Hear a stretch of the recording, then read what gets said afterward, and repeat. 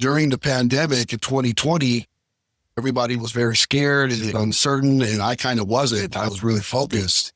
And I was like, hey, this is a perfect time for me to start a company. So we started our company, PayNation, in June of 2020, in the middle of the pandemic. We had hockey stick growth. Everybody wanted a digital payment. More people were leery about taking cash and check and other kinds of form of payments. And we were right in the heart of all of that. I had a really good book of business prior to starting my company. So it wasn't like I had to start from scratch. But by the time I started PayNation, I had a really large book where I could have been okay and relaxed. But that's just not how I'm wired. But I am the world's biggest super fan. You're like a super fan. Welcome to the Business Superfans podcast. We will discuss how establishing business superfans from customers, employees, and business partners can elevate your success exponentially. Learn why these advocates are a key factor to achieving excellence in the world of commerce. We discuss the invaluable insights of business owners who have successfully implemented the strategies in the book to build their own team of devoted superfans. Gain insightful knowledge from the experts who create applications to help you create passionate superfans. This is the Business Superfans podcast with your host, Freddie D. Ready!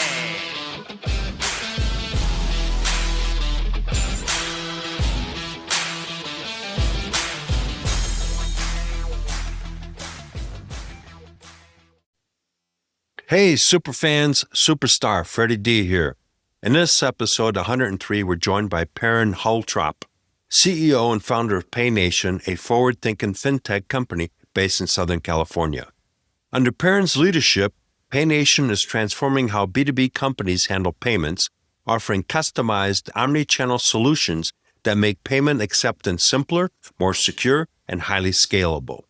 With a sharp focus on industries like manufacturing, distribution, e-commerce, and SaaS, Perry and his team are solving real-world challenges, not only reducing credit card fees with interchange optimization and helping businesses integrate payments seamlessly while boosting security, but also in many instances increasing throughput and driving overall profitability.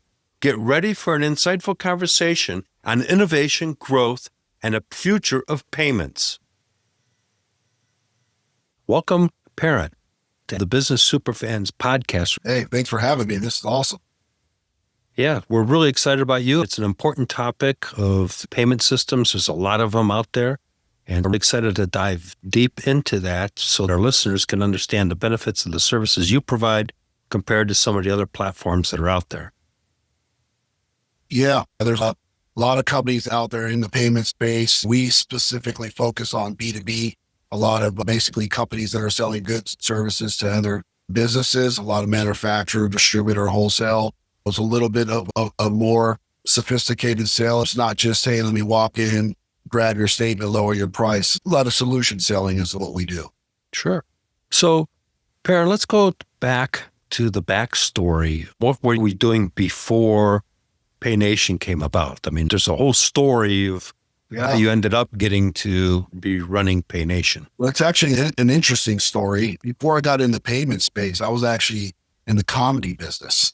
Really? I was managing some developmental act comedians. I was booking for a casino here in California, was involved in comedy as a booker, as a manager. Wasn't making any money. It was a fun gig, but just really trying to help some guys that I thought were really good and really funny.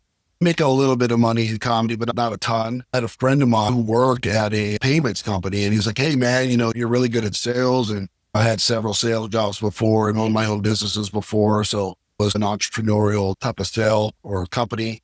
He's like, hey, you can build up a residual and make some money. And I was like, that's what I need. I wanted to make some money while I was working the comedy gig. I needed a little bit of income to supplement my income. And so I got involved in it. I loved it. I was like, man, this is a great business. You kind of work at your own leisure. And when I first started in the payments industry, everyone was working restaurants and hospitality, and that was the low-hanging fruit. And so I did that for the first year. My background was in the manufacturing space. Before I was doing comedy, I owned some patents and worked with a lot of manufacturers and distributors. That was my network. My first year in payments, I need to get more into the B2B space. That's kind of where my tribe is, where I know a lot of people. started doing that, moved to another company, did very well there, was still a sales commission type of role. During the pandemic in 2020, everybody was very scared and everybody was uncertain, and I wasn't. I was really focused. And I was like, hey, this is a perfect time for me to start a company. So we started our company, Pay Nation, in June of 2020, in the middle of the pandemic. We had hockey stick growth. Everybody wanted a digital payment. More people were really leery about taking cash and check and all the other kinds of form of payments. And we were right in the heart of all of that. I had a really good book of business prior to starting my company. So it wasn't like I had to start from scratch. But by the time I started Pay Nation, I had a really, really, really large book where I could have been okay and relaxed. But that's just not how I'm wired. So 2020 started Pay Nation, and we're growing exponentially every year. That's kind of the long and short of it. I was in the comedy industry before I did payments. So completely 180-degree change there. What a great story. But, comedy and humor is very important in sales because absolutely. I really want to emphasize that because that was one of my successes in sales, was getting people to laugh. Absolutely. It takes the stress out, and it's a huge icebreaker. I can't agree more. I had this conversation with a buddy of mine. I tell this story quite a bit. When I first got into more of a sales role and doing more things in the public eye, so to speak, in terms of really working with larger companies and so forth, I have always been somewhat of an extrovert. I'm very social and so forth. But when I go into networking meetings, I didn't really know how to work a room. Just maybe 2010, I wasn't really that good at it. It was kind of awkward. I'm not really good with small talk. I was really, really kind of awkward. People see me now and like, that's true because I'm very outgoing. But the comedy, being around comedians and being around a lot of guys that are really funny off the cuff, it really allowed me to learn one-liners, how to say little zingers, say something funny, the timing. I notice in networking meetings or conference rooms or whatever, finding that one time to say something slick where you get everybody loosened up and funny, it just changes the whole dynamic of the meeting. I can't agree with you more, Freddie. It's absolutely helps. Even in meetings, serious meetings where there's a lot of money on the line, there's a lot of things going on and everybody's super tense. You got a bunch of accountants and CFOs in the room and bean counters. You need that ability to lighten up the room. Right. Being able to do that is help in sales. Yeah, I can relate because I used to be an engineer. I happen to progress to where I'm a left brain, right brain guy now.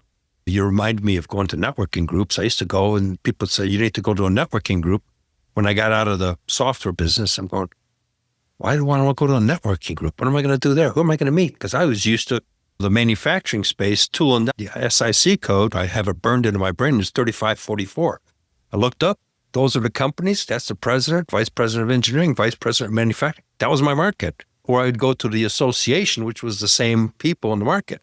Going to a networking group, I'd be like, I was the guy that bought the drink, sat in a corner and go, okay, now what do I do? Yeah, I was kind of the same way. You never know who anyone knows. For me, kind of talking about comedy a little bit more, before I was involved in the comedy business, I had a very, very low tolerance for small talk.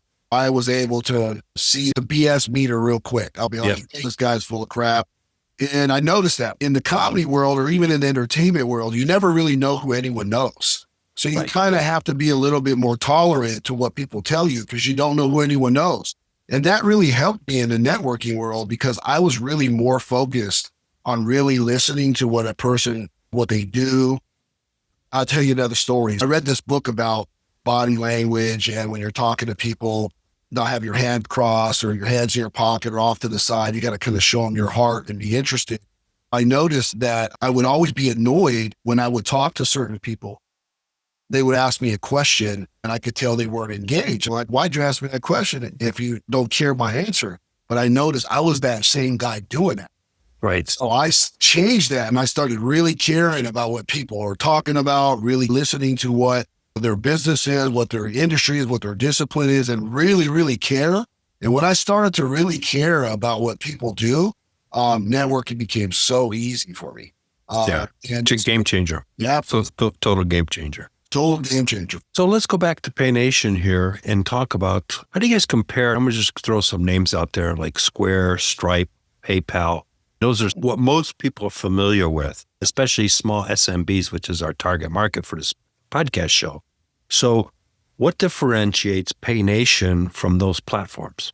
So those platforms, Square, PayPal, Stripe, those companies are what's called payment facilitators. They're kind of software wrapped around the ability to take payment. Kind of started more as a peer-to-peer where I could pay you, you could pay me. Stripe has done a really good job with the integration. They have a really good tech stack. Their stuff is more related to e-commerce business and those kinds of things. A lot of ISVs, a lot of fintech companies that have software want to integrate payments really quick.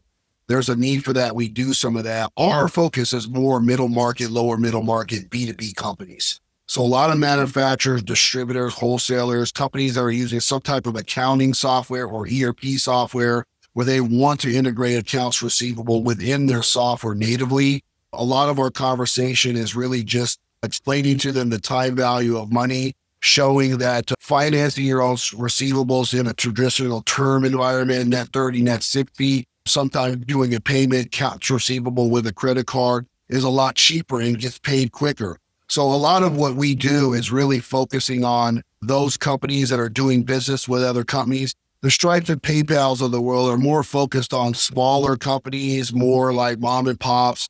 I'm not saying they don't have bigger companies. Of course they do, but they're really focused. Like Square, I think the number is like 90% of their customers or businesses doing like 10 grand or less in volume per month or per year.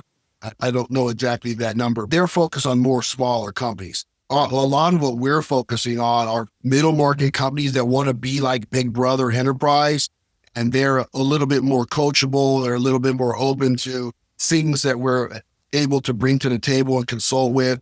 Maybe they're graduating from a QuickBooks and moving into something more high power like NetSuite or SAP. We're going to be in the middle of that to make sure we're connecting with the right partner. We're going to connect all of the payments piece natively within there and make it more seamless environment. So rather than being a payment processor, we're more of an AP automation company. We're helping with the automation of getting payments, receiving or paying payments more frictionless, if that makes any sense. Oh, totally. It totally does. Because, for example, I was working with a interpreting and translation company dealing with government agencies. So they were using QuickBooks, but trying to get payments online was very difficult. So the company ended up getting lots of checks because, QuickBooks is limited, and then you have the fee and could only use QuickBooks payment system.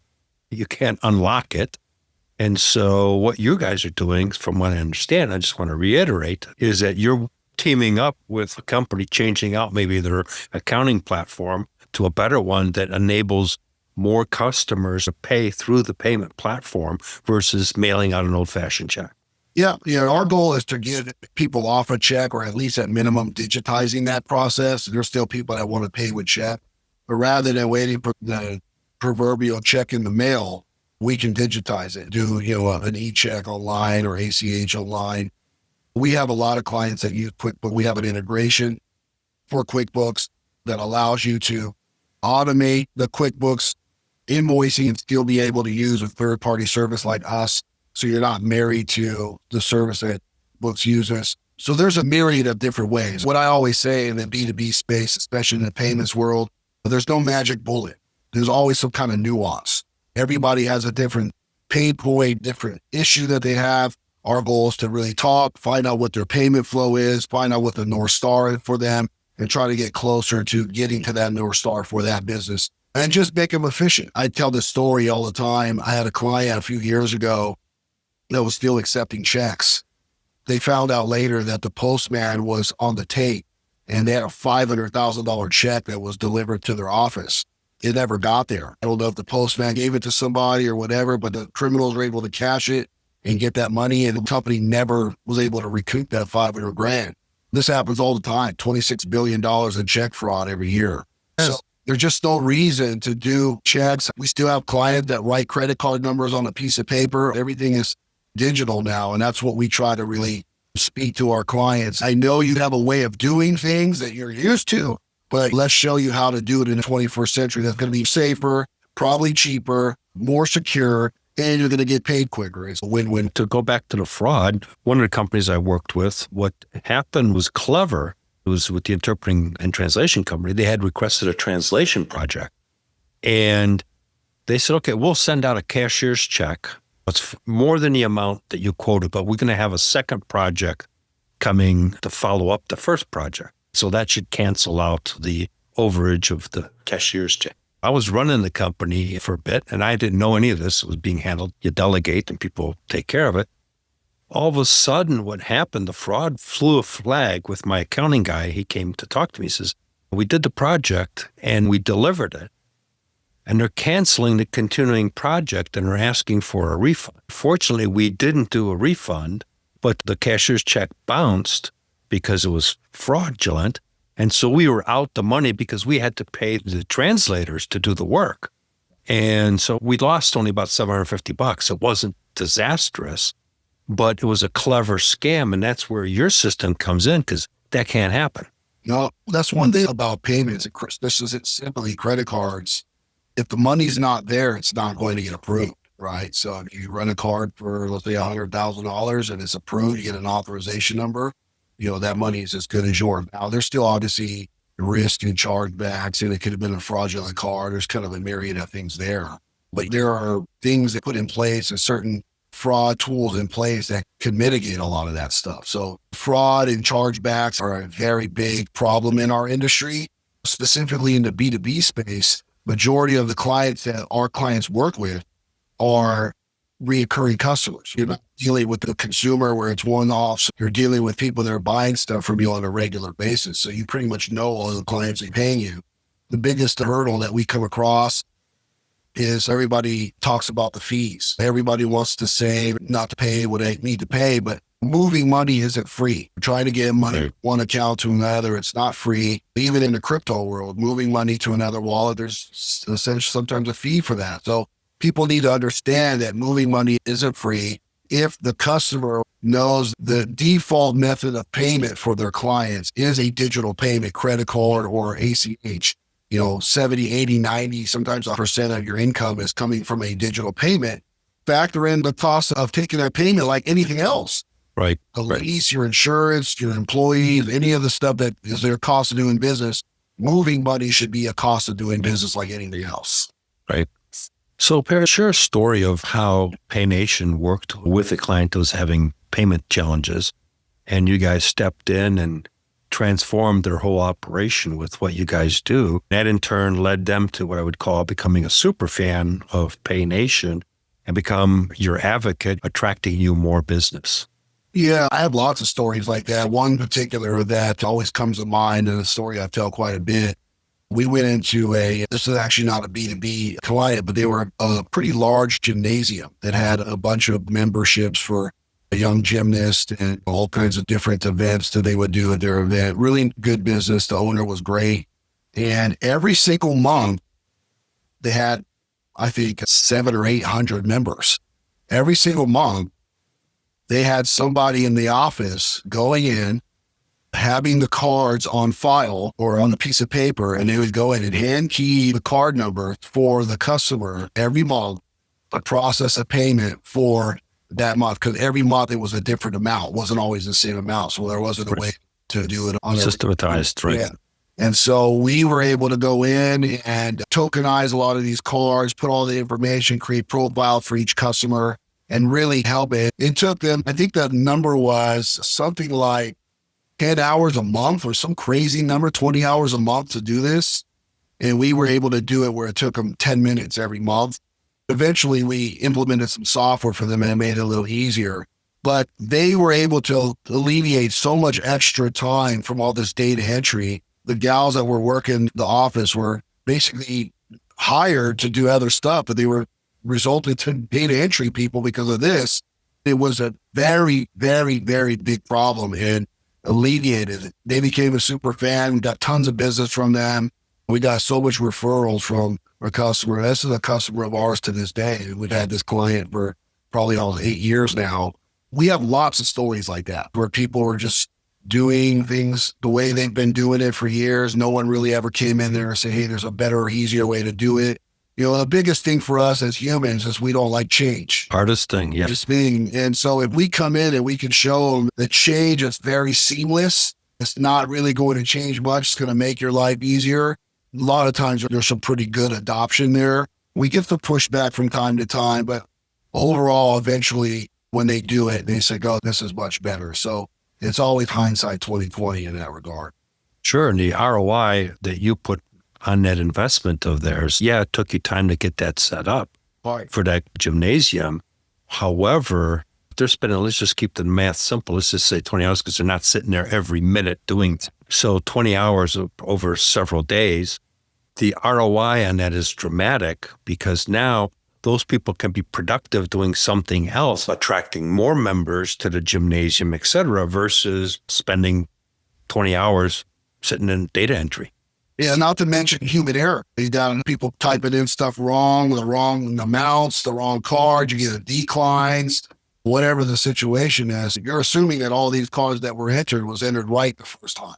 Well, yeah, and then the problem would be in the recipient if the card's been declined 2-3 times because they made a mistake.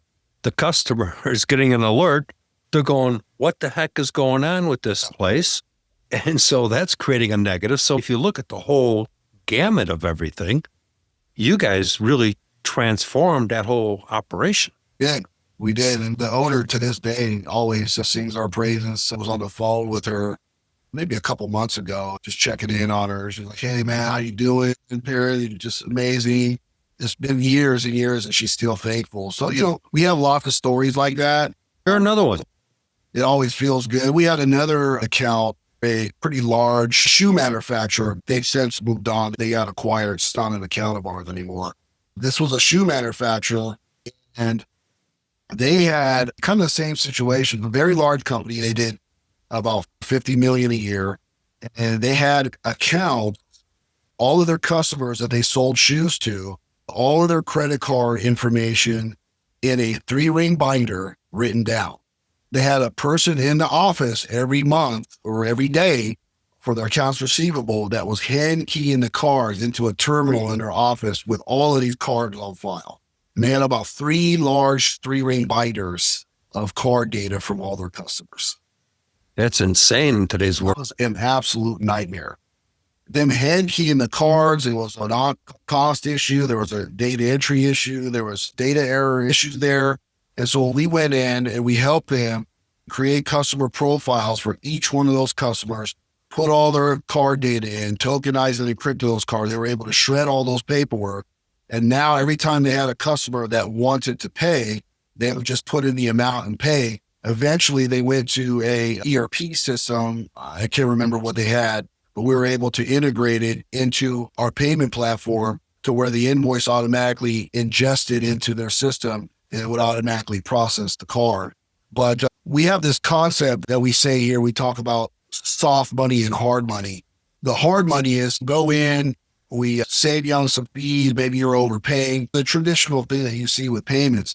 But the soft money is what you alluded to earlier about someone spending 20, 30, 40, 50 hours a month on data entry, that we're able to automate that process. And now that business owner can put that employee, if they're on a salary, use them and be more efficient, putting them somewhere else rather than them doing a data entry job. So this is a very common thing. You would think that in the 21st century, more companies are automated with so much technology out there, but it's just not the case. This is why you see so many fintech companies opening up every single week. There's a new company solution for some problem because there's so much inefficiencies out there, especially in the middle market space. You got small businesses, mom and pop shops doing their thing. Enterprise has done it well. They got their systems in place and their processes in place. But the middle market are those companies that are trying to be like Big Brother. A lot of people are not helping those middle market. And we feel like we can help that middle market, especially me in the payment space later in my career. Sure, that's your market. And your thing that you're doing is really important. You're minimizing, if not eliminating, their liability.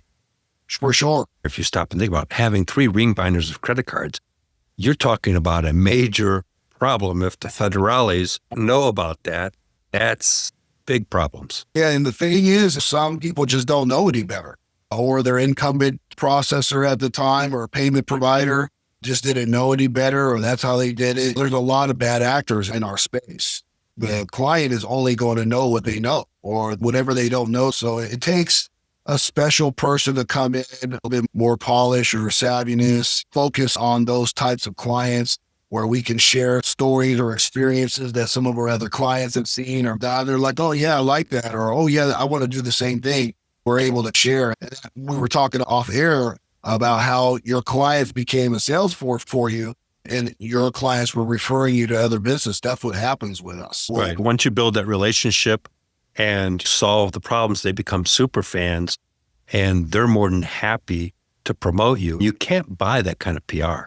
Ads like Google ads, Facebook ads, and LinkedIn ads can't compare to a super fan promoting you because now it's more of an introduction. It's not even a referral. Introductions are everything.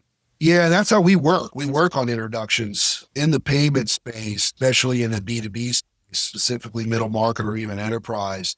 You're not walking off the street and opening a door and talking to the owner. The decision maker is more likely not in the office or not able to talk to you. You have to get introduced by their CFO, accounting department, or IT guy. It's going to be another business owner talking to his buddy. Right. And they're talking about financial stuff. And he says, oh, man, you got to reach out to my buddy here, Perryn. He hooked me up. And here's what he did. He's going to be telling them all the transformation that you did for their company. That's a super fan selling on your behalf because John, the other guy, is going to pick up the phone and says, hey, Perryn, Charlie said I needed to talk to you. And that's it. It's done. You're in. A lot of times what happens too is some of these CFOs of these companies or these controllers move around. So you'll have a relationship with them. You'll do really solid with them at the company that they represent at that time. And then they move on to another company. And the first thing they see is, oh, we have some problem with our payments piece or automation. I got a guy. Got a guy called that we used before, and that happens a lot with us as well. Sure. Share some tips, Perryn, on what an SMB should look for to identify an ideal payment processing partner.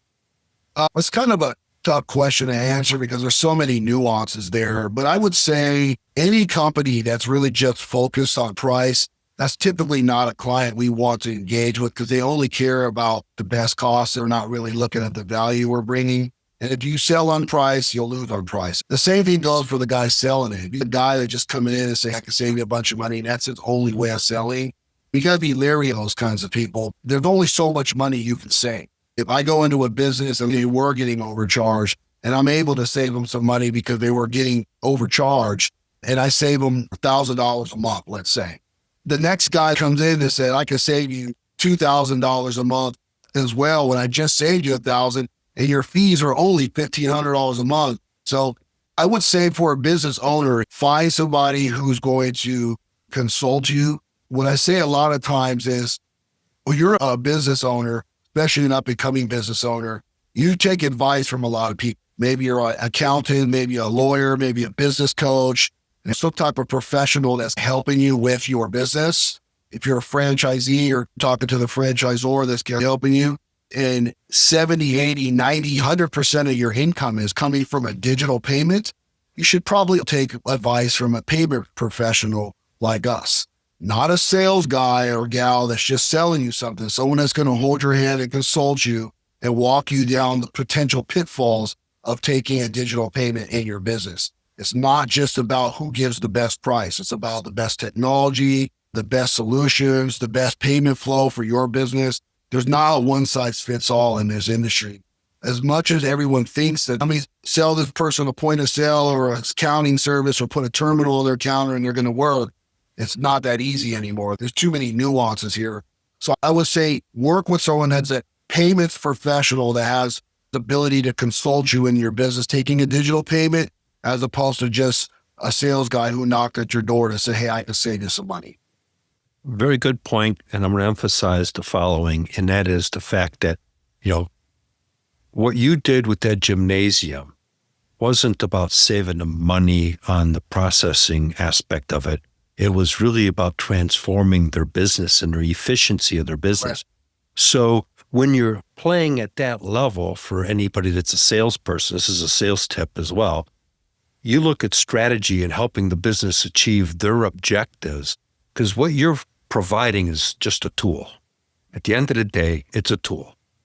But if you focus on that strategy the cost of the tool becomes minimized because now you're achieving business goals. You transform that business, you put money back into their pocket from a productivity standpoint and everything else. They're not going to worry about 0.25% here or there because that's not the conversation. The conversation is you put money back in their pockets through productivity, more efficiency, better customer engagement with their customers, complete game changer. Absolutely. We usually try to make price tertiary to the conversation. When we walk into a client or we're engaged with a client, the first question we ask is walk us through your payment flow. How are you currently processing payment? What does that look like? Show us a demo on how you're taking the payment, how you're receiving a payment. If you had a magic wand, a magic lamp, and a genie, and you were able to have 3 wishes, what would those 3 wishes be? What keeps you up at night? What are the things that you improve? We can dig into those kinds of things. We can really dig into some of the efficiencies. Price is the easiest part of our job. If there's money to save, we're going to save it, right? But if we're just coming in to save you money, and I can save you a ton of money, but there's no way for us to integrate into your system, or the process is going to be more. Doesn't matter. Doesn't matter. It's $1 million a year, but it takes you 3 times as long to process a payment. That's not worth it to some. The other thing is now you're also having the conversation about business growth. Correct. So now you've changed the direction of the conversation to where do they see themselves in 2-3 years? That was one of my sales styles when I was selling to the manufacturing spaces. My software, my manufacturing software, there's 3 or 4 other platforms that do the same stuff. But I changed the conversation, not about the technology, but about the business. It was a business conversation. Sure. And that's what you're doing as well as PayNation. We have a platform, but we're helping you from a business perspective. Absolutely.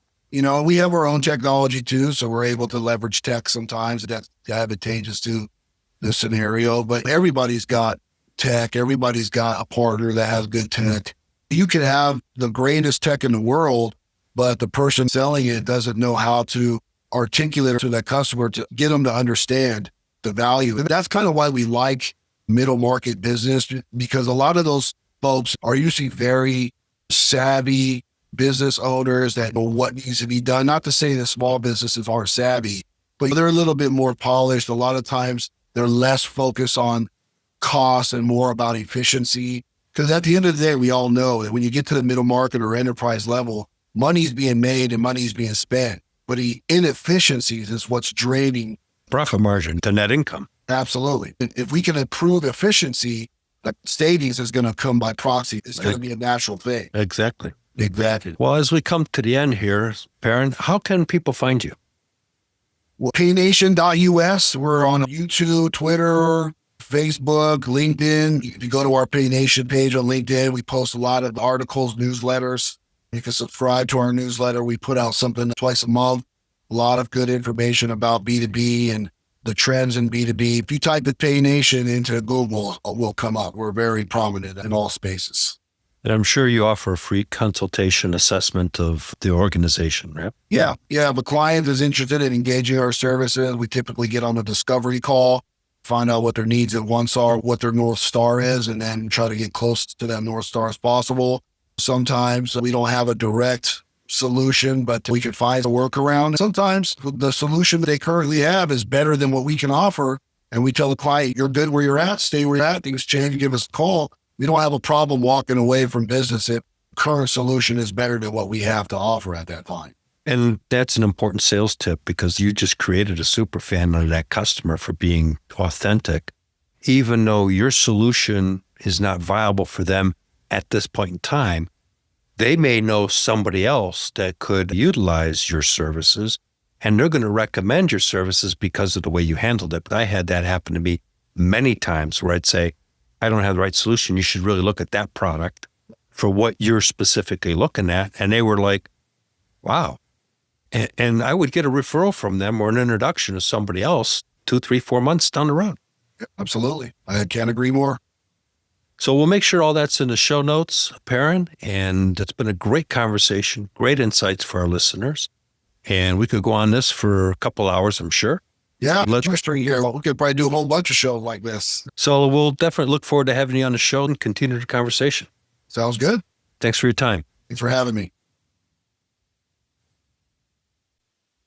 Hey, Superfans superstar, Freddie D here. Before we wrap, here's your 3A playbook power move to attract ideal clients, turn them into advocates, and accelerate your business success. Here's the top insight from today's episode. You don't win in business by saving pennies. You win by eliminating inefficiencies that bleed dollars and bury potential. So here's your business growth action step. Audit your current payment process and identify one manual, outdated step you can automate this week to free up time and boost profitability. If today's conversation sparked an idea for you, or you know of a fellow business leader who could benefit, share it with them and grab the full breakdown in the show notes. Let's accelerate together and start creating business superfans who champion your brand. We hope you took away some useful knowledge from today's episode of the Business Superfans podcast. The path to success relies on taking action. So go over to businesssuperfans.com and get your hands on the book if you haven't already. Join the Accelerator community and take that first step in generating a team of passionate supporters for your business. Join us on the next episode as we continue guiding you on your journey to achieve flourishing success in business.